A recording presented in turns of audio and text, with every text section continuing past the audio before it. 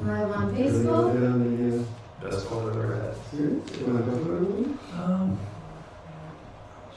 You're almost live on YouTube. You're live. Are we live? You're live. I'm looking at it's there we are. Hi guys. I can't. We are live. We're still figuring this live stuff out, guys. So I hope this is helpful and interesting. Rachel, will you be able to see when people join? What we're doing on this live stream is once a week, kind of until things return to normal. Our goal is to share what we're seeing going on. Boots on the ground type of company. You know, we have a traditional brokerage, we have a flipping business, we have a wholesale business, we have a hardly living business, we have rentals. Yes, rentals. And we got this education gig. So we're just going to talk about what we're seeing going on in the St. Louis market. So, Lucas, how you feeling today? What's going on? I feel good. I feel like last time we had this call, there was some uncertainty. Don't get us wrong, there's still uncertainty out there. Yeah. But I feel like we're able to develop more of our plan going forward a day at a time. That's how you got to take it. So I'm feeling more and more confident as we're getting into the middle of this thing and figuring out a game plan on how to attack and what's best for our business. Yeah, it's fascinating times. Lucas and I are here in our office. We're about 6 foot apart. Give or take. And Sam was going to join us via his home, and for whatever reason, technical difficulties wise, he was not able to join us, so it's just going to be Lucas and I. But hopefully, most weeks it'll be the 3 of us. Yes. But today it's just going to be the 2 of us. So, and we'll continue these weekly updates for the foreseeable future. Yeah, probably until things return to normal. Right. So today is 9:30 on Wednesday. We're going to do it, but going forward, I think they're going to be 11:30 on Thursdays. But we'll get to that here in a second. Yeah. So, so should we jump on in? Yeah, let's jump on in. Let's do it. All right, so thanks for joining us, everybody. This is our live stream once a week where we're just going to be giving an update on what's going on in the market, what we're seeing as actively being in this business. We're in the St. Louis real estate market, so the St. Louis metro area. So this is what we know. So we're going to start off with kind of news of the day. So one of the things news-wise is Congress is in the middle of passing this $2 trillion relief package. I think it's kind of still in work. Don't really know exactly what that means. You got any thoughts on what's going to happen with this, Lucas? I don't, and I don't think it's 100% finalized yet, but hopefully it gives the consumers out there the confidence that they need and the support that they need to have confidence in the market and specifically the real estate market. Yeah. I've been reading about it. It sounds like they're going to be making payments to anybody that makes less than $75,000. Right. It sounds like a family of 4 might receive about $3,000, give or take. Yeah. And they're going to be trying to give money to small businesses to hold on to employees, it sounds like. Right, yep. And obviously the stock market has responded to this news. So hopefully good things continue. Hey, how's the audio out there, guys? Is it better? I know we had an echo there at the beginning. Give us some feedback whenever you got time. And hey, if you don't mind, throw us a like or a share or a subscribe. We'd like to have more people follow on this, but give us some feedback on how the audio is at the moment. I've kind of noticed over the last couple of days, Lucas, that the real estate market. I think people are kind of just starting to come to grips with what's going on to an extent. For the most part, the market's been pretty good. The traditional real estate market up until today we're March 25th. Yep. I've kind of noticed for the last 2 days, it seems like the number of listings has dropped a little bit. Yeah, so we've kind of created a scorecard, and we're tracking listings daily in our market. We're tracking pending sales daily, closed daily. Yeah. Is there one that we're tracking daily? Well, it's they when they got the pending, they got the active under contract. That's right. And pending. They're basically the same Yeah. thing, but two different categories. So kind of what we noticed with that is the new listings are down a little bit, but the active under contract or pending are not down as much. Yeah, right. So it's creating less inventory than there was even before in a low inventory environment. It's fascinating, and I don't know. I almost feel like if you got a vacant house that you have for sale, then you almost got an advantage right now. Yeah. So us real estate investors do have an advantage when it comes to selling a vacant house. Maybe just a little staging or decor in there, no people. Right. That's right. Hopefully not. Yeah, Matt was telling us on the call this morning that RE/MAX has basically created this little, I guess you call it a waiver, where you have to sign before you go into an occupied house right now. Right. I don't know. There's a lot of weird stuff going on right Yeah. now. I read the other day that Fannie Mae and Freddie Mac and FHA have started allowing doing drive-by appraisals. And that's for sales. Yes. Or purchases or sales. Yeah. Yeah. That's will help speed things up. Yes. Because things have kind of slowed down. The whole process takes a little longer than it did a month ago. Yeah.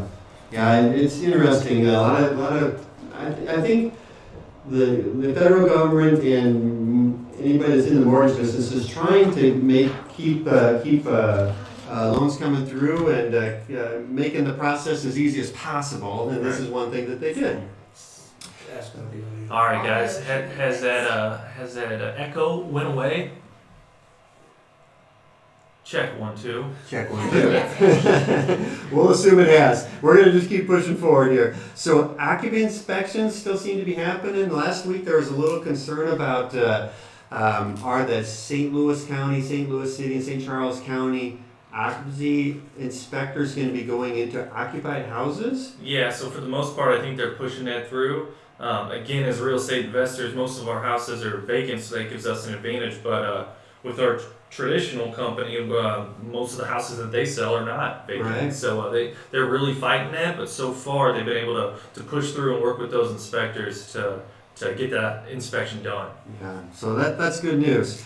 The St. Louis, the Association of Realtors has also come up with a COVID-19 amendment and occupancy rider. So if you want to use any of those forms, they're out there. They just kind of help clarify what happens if somebody can't buy a house or they lose their job based on what's going on in the world right now and some other things along those lines. So I think if you're an agent, it's probably helpful to use those or at least be aware of those. Yeah, absolutely. Another weird thing that happened this week, totally unrelated to this virus. Maybe. Well, maybe. Who knows? Who knows? Good question. Is Zillow started charging to list a house for rent in Missouri? Yeah. I've heard that come through some other states a little bit ago, but it is in Missouri starting the end of this month, I believe. So it's $1 a day if you have an agreement with them of some sort, and then also if you don't have this particular agreement, it's $9.99 per week per listing, per rental listing that you have out there. Yeah. So anyway, interesting little thing. I think we're figuring out exactly what to do there, and it sounds like some people are going to go with Zillow, and some people are going to try to market outside of Zillow, Mm-hmm. and we'll just kind of keep everybody informed what's working and what's not working. So we're going to move into the Market Pulse segment of our program here, and as part of our club, we got a lot of trusted vendors. So we wanted to do a quick shout out to one of our trusted vendors. It's American Bank. We got an email from Tim, who's I guess the president and part owner of the bank, and basically he said that they have set themselves up well. They got a ton of reserves. They got a ton of liquidity at very cheap rates. So they have, bottom line is they have money to lend, Yes. and they want to lend it Yes. to local landlords, Correct. Yep. and maybe some flippers too. Yeah. And So if you're a local landlord doing the BRRRR strategy where you buy, fix up, rent, and refinance on the backside, they're a great resource for you guys. So we highly recommend American Bank. yeah, Tim Nash is a friend of ours and a fantastic banker, and I don't know, I think he's just one of the smartest bankers that I've ever met. And their lobbies are closed, but they've set up, they've got their team set up well to where some are working from home, probably most are working from home, but I think they have some people inside the bank still. But they're keeping moving forward, business as usual. So if you need any lending, American Bank is open and willing to lend. So Luke, I think some real life stories of what's going on is good. So we listed a house on Zeus, a house that we bought, rehab is listed. Yeah, well, I guess it's our first true retail test that we had as a flipping company, and listed it on Friday in St. Peters, Missouri, and we got a contract on it last night for pretty much asking price. So we felt like we even pushed the market a little bit on the asking price, which we probably shouldn't have done, but it worked out so far. This particular buyer's agent went through the house first and gave them a video tour on her phone. So she didn't want her buyers in the house, even though it was a vacant house. But I thought that was a kind of cool way for this agent to kind of work the system a little bit. So houses are still moving, so that's exciting. And I think we listed at 224.9. 224.9 under contract at a 223, I believe. Awesome. Yeah. Yeah. And like Lucas said, I think we were pushing the market a little bit. So buyers are still out there. Yep. And strong. Any other sales this week? Yeah, we also sold 2 wholesale deals this week. So as far as other local landlords and rehabbers, they're still looking for deals and have confidence in the market too. So that's great. Did want to give a shout out to Calvin, Hannah, Ashley, Sam for saying the echo is not bad. Appreciate that. Who else we got on there? Andrea.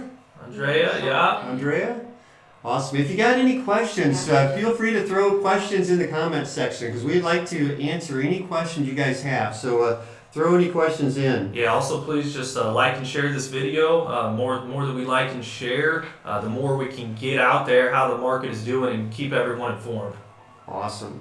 So we did have a couple deals fall apart. You want to talk about that a little bit? Yeah, so we did have our first couple deals fall apart due to the virus situation. The first deal was a retail deal that fell apart this weekend. The buyer lost his job or got laid off. So we're out of contract on that deal. It was a owner. He's going to live in the house. So that was the first retail deal that fell through for us. But we also had an investment deal that fell through for us. There's a hedge fund, I think, out of New York that was buying, and all of a sudden their funding got taken from them. So a day before closing, 2 days before closing, one of our wholesale type deals fell through because of that. Yeah, and that's the danger with working with hedge funds. They'll change their mind nationwide and pull funding nationwide in an instant. One day they're acting like they'll buy anything in sight, and the next day they just pull the funding. So anyway, I don't know. That doesn't surprise me. The hedge funds pulling money, kind of similar to like we talked about last week. All the iBuyers basically pulled out. Like the Zillow instant offers, the open doors, the offer pads, all the big iBuyers. They essentially just stopped buying. A lot of the people that buy hard money notes, like Pure Street is the big dog on the block. They stopped funding any hard money lenders. So I feel like that Wall Street money's kind of fickle. It'll just come and it'll go. Yep. And it's gone at the moment, or at least a couple of them are. Totally. You also have a hard money lending business, Brian. You want to talk about how that's been going the past couple weeks? So We approved 3 new loans this week. So Are they rental loans or rehab fix and flip type loans? it's a little bit of, I think 2 of those loans were rental Okay. to landlords. So we are funding them on the front end to buy the house and fix it up, and then they're going to put a tenant in it and then refinance it out on the back end. 2 of those were, one of them was a fix and flipper, so a little bit of both. And we had some other applicants too that just weren't quite as strong. Yeah, so there's still people looking for financing, and we're definitely still lending. So keep us in mind if you need financing on any of your deals. So what else we got? So how seller leads? How are in our flipping business, we do a lot of direct to seller marketing. Yeah. So can you just give us a little feedback on how the leads have been coming in from our direct mail, our website, or Facebook? Yeah, so normally we get about, I would say, close to 100 leads a month around this time of year. Last week was a little slower than that, had about 15 leads last week, but we feel like this week's starting to pick back up again. And if you're someone that does direct to seller marketing, just keep in mind a lot has changed for sellers in the past couple weeks, so their motivation to sell might have changed. So keep following up and see if you can help that seller out in any way. Awesome.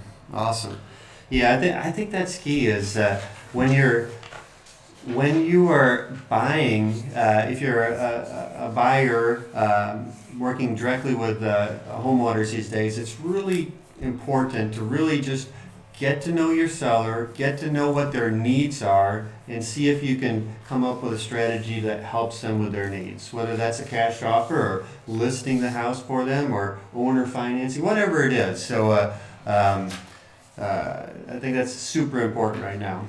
Awesome. You want to get to a couple questions? Yeah. Cam, what's up, Cam? How is the rental market? I like the question, Cam. Really, the first main benchmark is going to be this April 1st. Yeah. So we kind of stress tested our business a little bit and ran everything for, I wouldn't call it the worst case scenario, but ran everything for 20% vacancy rate just to see how long we could survive at that vacancy rate. The good news is I think it's a long time. So hopefully we get a lot more than 80% of the rent this month, but we've been proactively reaching out to tenants to let them know how to be safe, first of all, especially when we have maintenance goals, but also there are options for payment plans if for some reason they lost their job, because that with 106 tenants that we have, I guarantee it's happened to several. So we're going to work with our tenants, create a little longer payment plans than normal, and waive some late fees this month is our plan. Yeah, and we're doing something similar.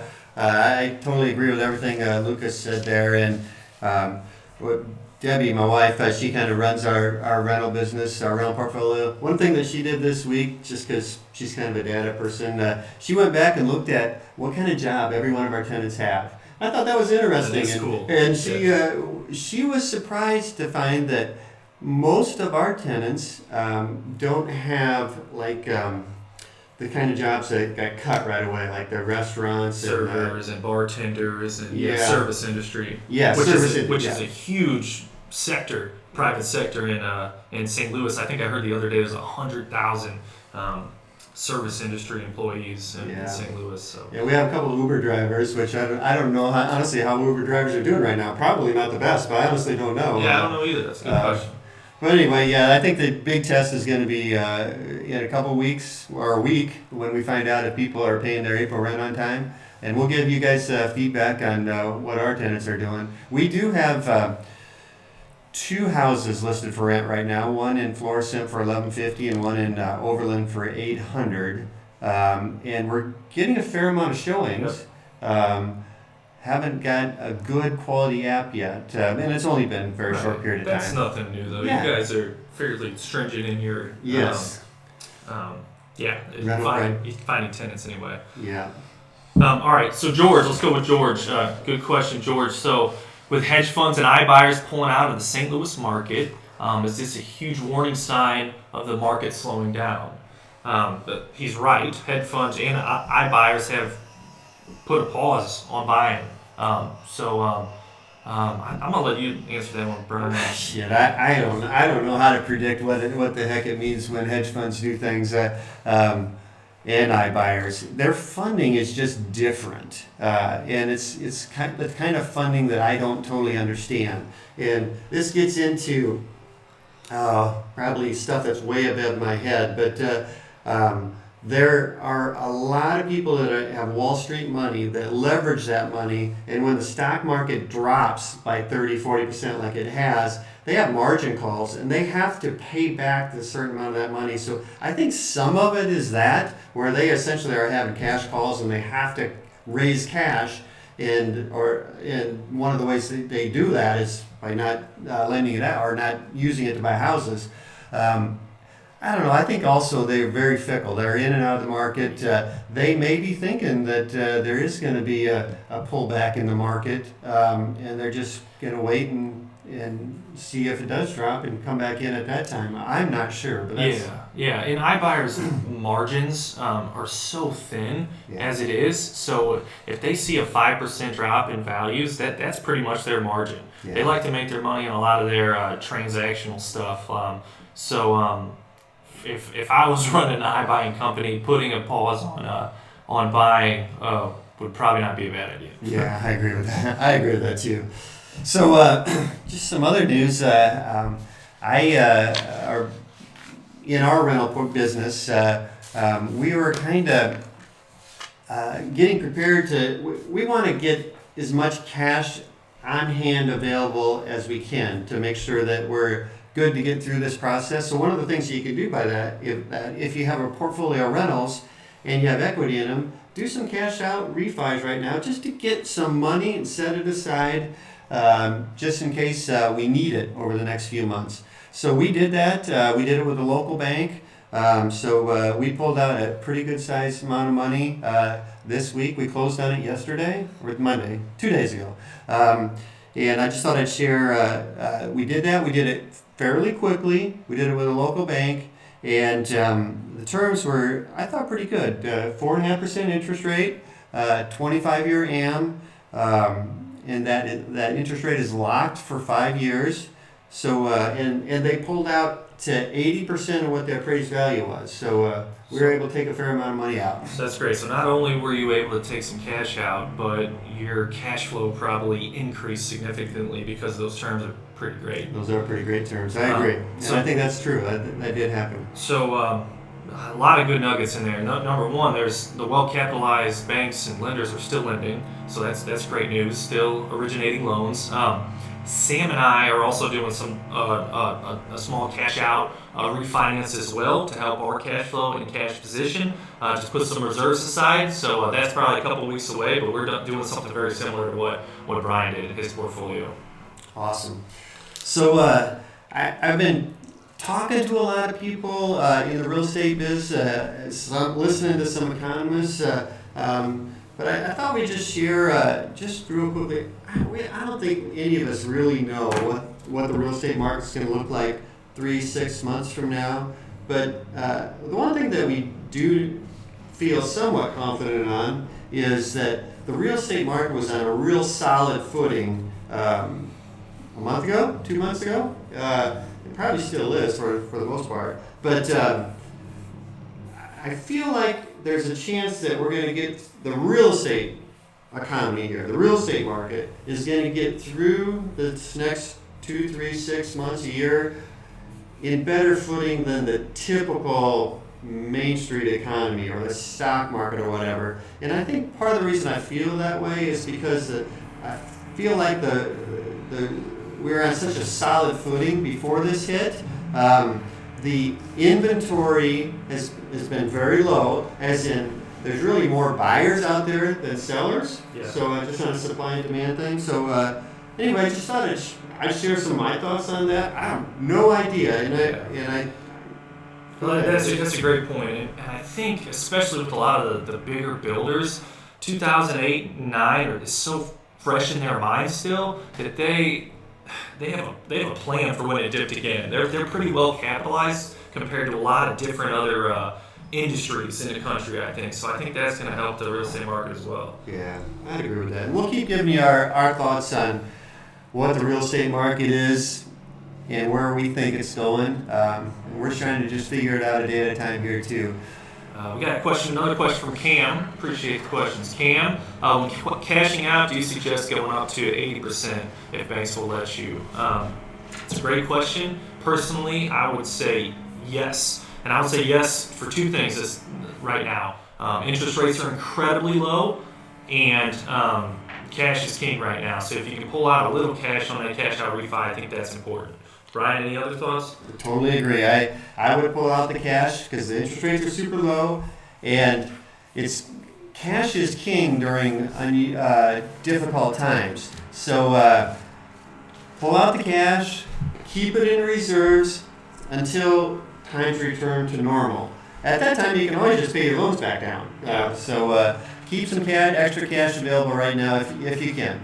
And Calvin said he's working on an HELOC to have funds in reserve, which I think was an awesome idea. Yeah, I agree. That's a good move, Calvin. It's like we keep saying, during challenging times, having a little extra cash on hand or availability of cash through a line of credit, like Calvin's talking about here. And we talked about this a little bit last week. During the last downturn, banks pulled some of those lines of credit because it was more of a financial crisis last time.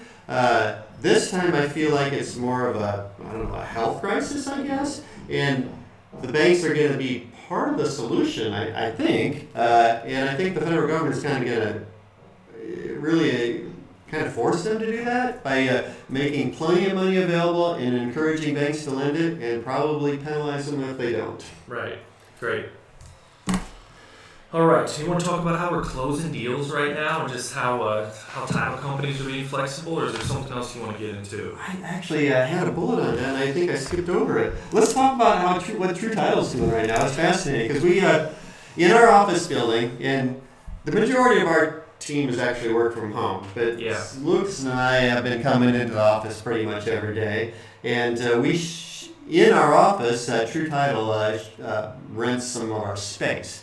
So they have Tara and Shauna in here. So it's interesting just to see what they're doing. Because True Title is closed to the public, or is that the right word? The office is closed. The office is closed. Yeah. The company is open and still doing closings. Right. But their office is closed.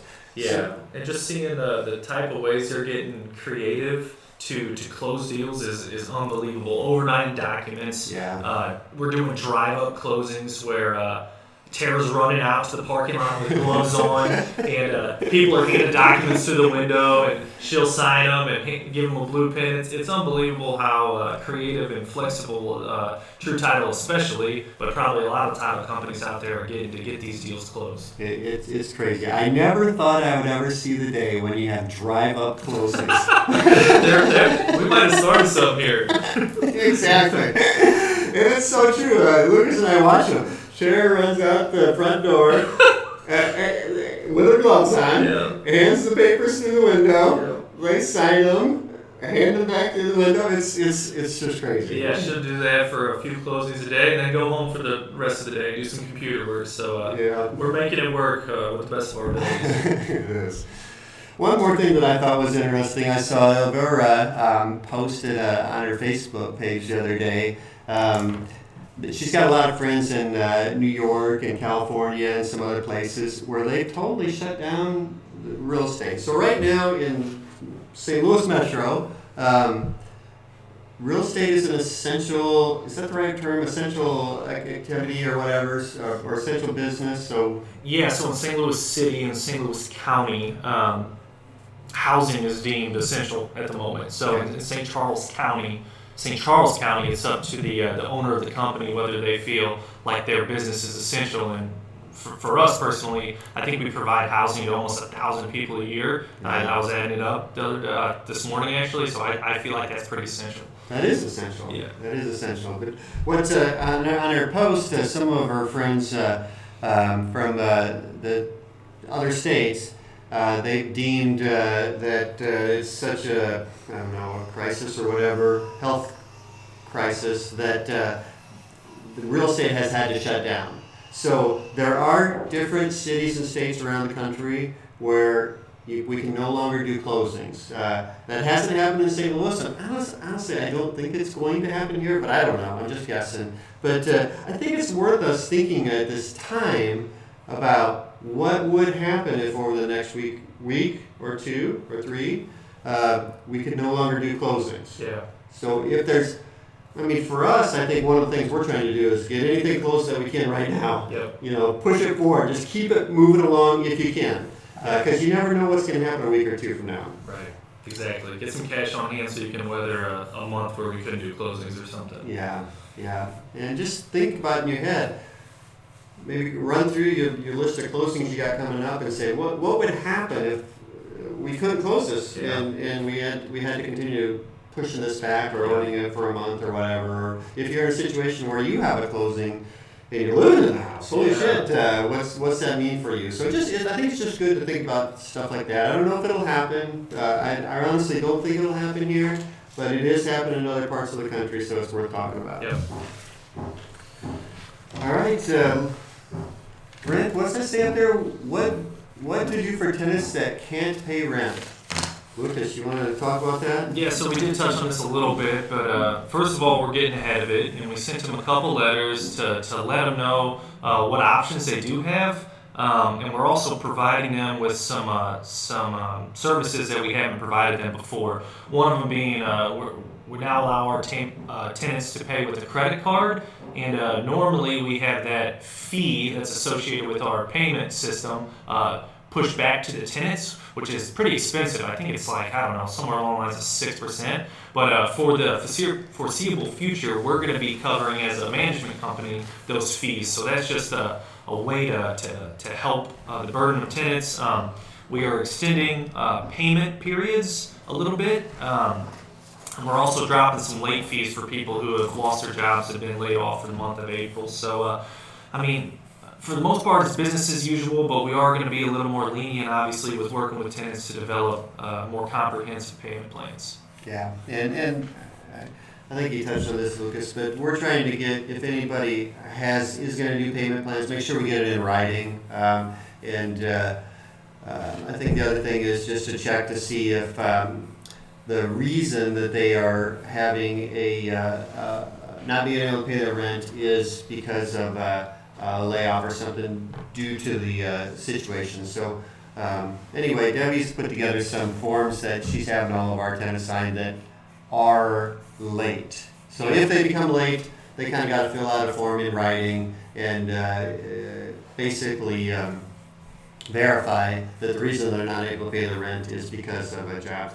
transfer or job loss because of the situation here. Or maybe a child care issue or something like that too.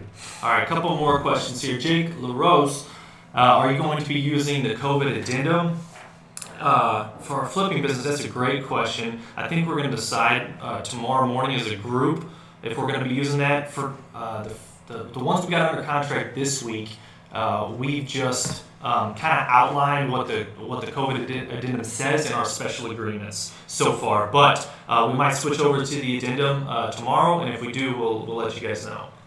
Yeah, I got the addendum in front of me here. I read through it. It's probably a good idea to do.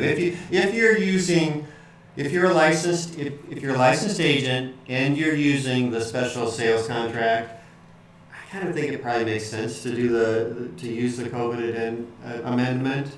If you're a wholesaler or somebody that's not a licensed agent that's buying houses, I would probably get a copy of the COVID amendment and maybe just come up with your own wording and just put it in the special agreements or something like that. No, that's well said. Absolutely. George, is the mastermind and Bootcamp rescheduled? So FasterFreedom has a mastermind group with local real estate investors where we get together in person, usually once a month, and we just share ideas and figure out what's working in our business. So if you'd like to be part of that mastermind group, let us know. But George is asking if that group is going to be rescheduled for our monthly meetup. We're not going to reschedule it. We're just going to do it online somehow. And we're going to actually add extra value. We're going to be doing some additional calls and stuff. So that particular group, We normally meet in person. We're just going to meet online. Yeah. So another educational piece that we're doing is an all-day boot camp for people who want to achieve financial freedom through rental properties. Initially, that was scheduled for this Saturday all day. That has been rescheduled to April 18th, I believe.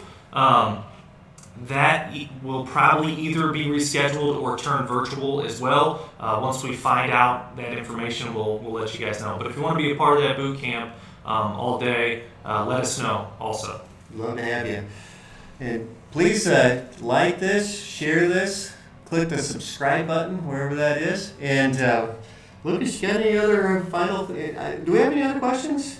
I think that's it. Lucas, you got any final thoughts before we wrap up today? Not much. We got Yates Harrison in here helping us out with the technical stuff. Also got Rachel Mendoza. Thank you guys so much for setting this up. Everyone stay safe out there. Keep your family healthy. Keep your body healthy. Keep your mind healthy. We're going to continue doing this every week. So next week, it'll be on Thursday at 11:30. Yeah, we'll send out an email and post it on Facebook and everything so you know that it's coming up. But next Thursday at 11:30. Thanks for joining us, everybody. We really appreciate it. Absolutely. We enjoyed it. We'll see you guys next